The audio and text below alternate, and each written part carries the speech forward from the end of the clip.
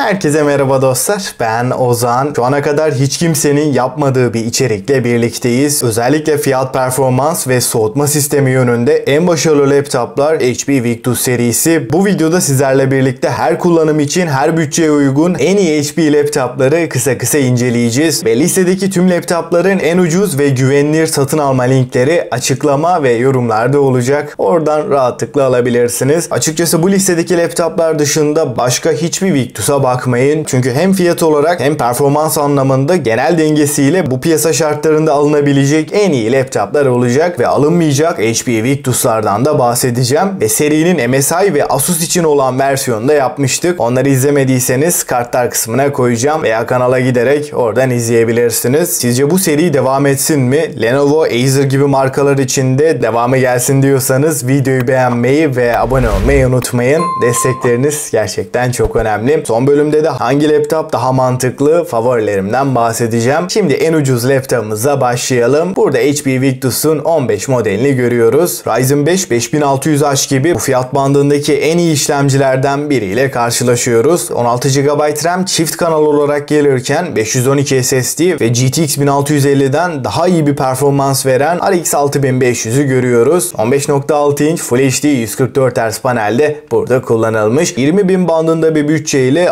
aldıktan sonra yükseltme gerektirmeyecek ve performans olarak da bu fiyat bandının en iyi laptoplarından biri. Şu an için bu laptopla pek çok oyunda orta yüksek arası gayet iyi bir oyun performansı alabiliyoruz. Şu anki fiyatıyla alınabilecek en ucuz HP Victus modeli. Video render, mühendislik, mimarlık tarafında da kullanılabilir ama performans olarak RX 6500 giriş seviyesi bir ekran kartı. Render tarafında olsun, oyunlarda olsun çok yüksek bir beklentiye girmeyin. 20.000-25.000 bandında alınabilir başka bir Victus yok. RTX 3050 Ti modeller 26.000 bandının üstünde. Eğer bütçeniz 25.000 bandında ve fiyat performans olarak alabileceğim en iyi cihazı istiyorum derseniz açıkçası şu anda en iyi laptop kesinlikle HP Victus'un 16 modeli. Ryzen 5 7. nesil bir işlemciyi görürken 16 GB 8x2 RAM'lerle gelirken bu cihazın en önemli artısı RTX 3050'nin 6 GB VRAM'e sahip olan güncel versiyonuyla gelmesi ve bu normal bir 3050 değil. Burada 4 GB'lık 3050 ile karıştırmayın. Çünkü 3050'nin 6 GB'lık versiyonu 3050 Ti ile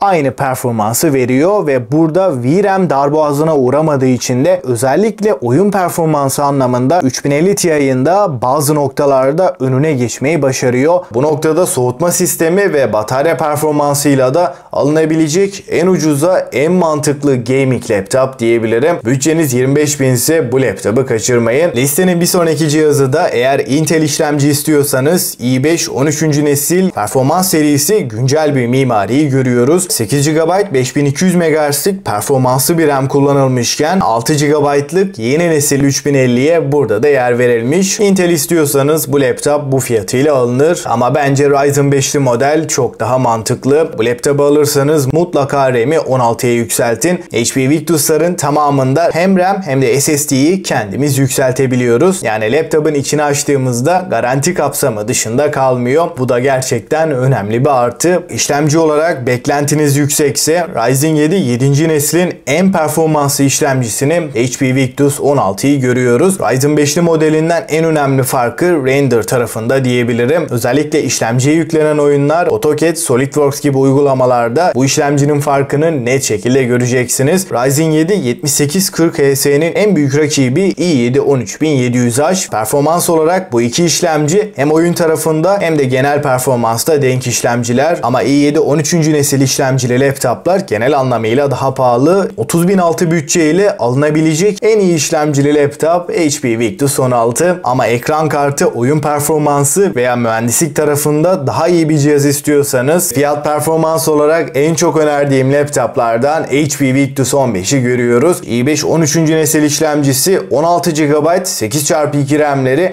512 SSD ve RTX 4050'nin 75 Watt'lık versiyonuyla performans açısından CS2, Valorant gibi e-spor oyunlarında 300 FPS üstünü rahatlıkla görebileceğiz. Bunun dışında piyasadaki çoğu oyunda yüksek grafiklerde 60 FPS üstü oldukça iyi bir deneyim sağlıyor. Açıkçası genel kalitesiyle HP Victus 15 muazzam bir cihaz diyebilirim. Bütçeyi biraz daha yukarı çıkardığımızda işlemci olarak olarak daha iyi bir cihaz istiyorsanız 13. nesil i7 işlemci, 16 GB çift kanal RAM'ler ve yine RTX 4050'yi burada görebiliyoruz. Fakat oyun, 3D modelleme, video render ve 4060 barındıran en fiyat performans cihazı istiyorsanız 120 Watt'lık RTX 4060 ile Victus 16 33000 bandının en iyi cihazı. Buradaki i5 işlemci kafanızda bir soru işareti oluşturmasın. Çünkü performans anlamında 13. nesil H serisi işlemciler RTX 4060'a kadar rahatlıkla destekliyor. Yani i7 12. nesile denk bir işlemciden bahsediyorum. En az 4-5 sene tüm oyunlarda yüksek grafiklerde 60 FPS üstünü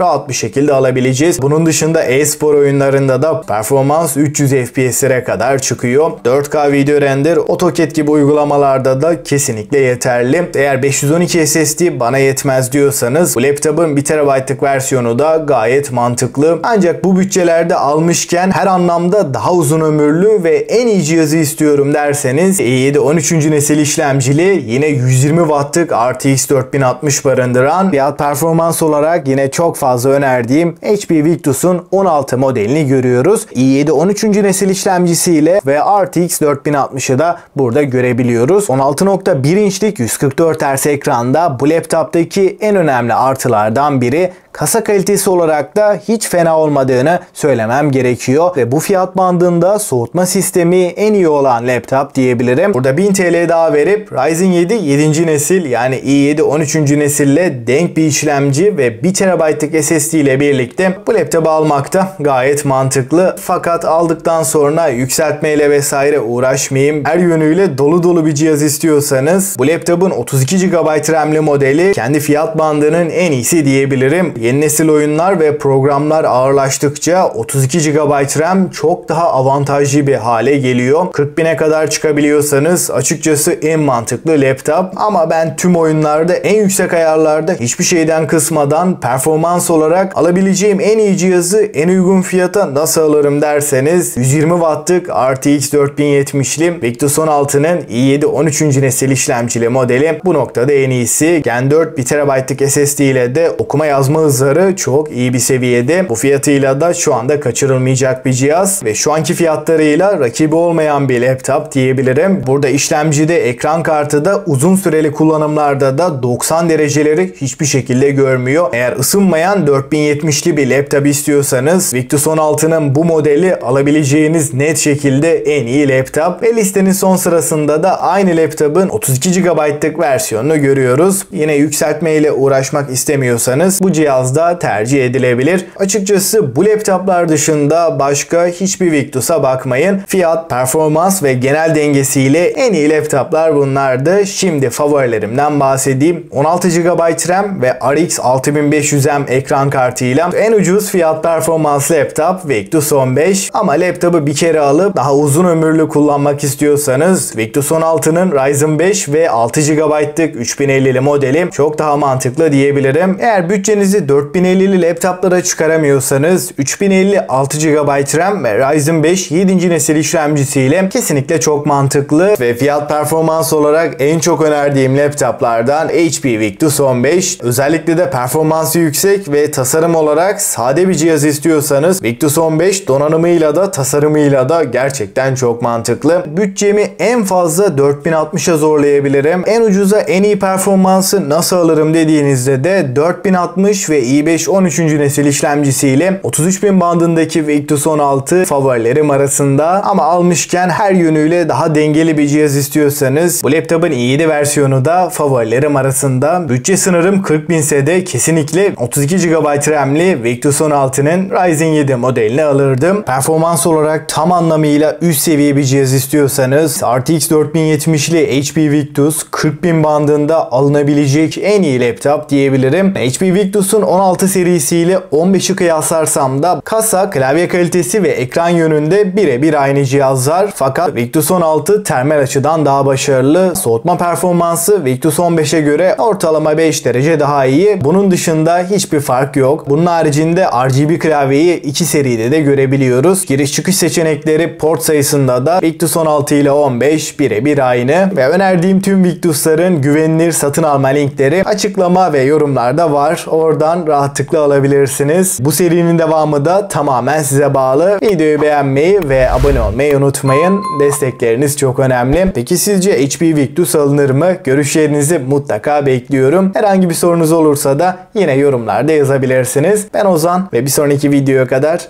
hoşça kalın.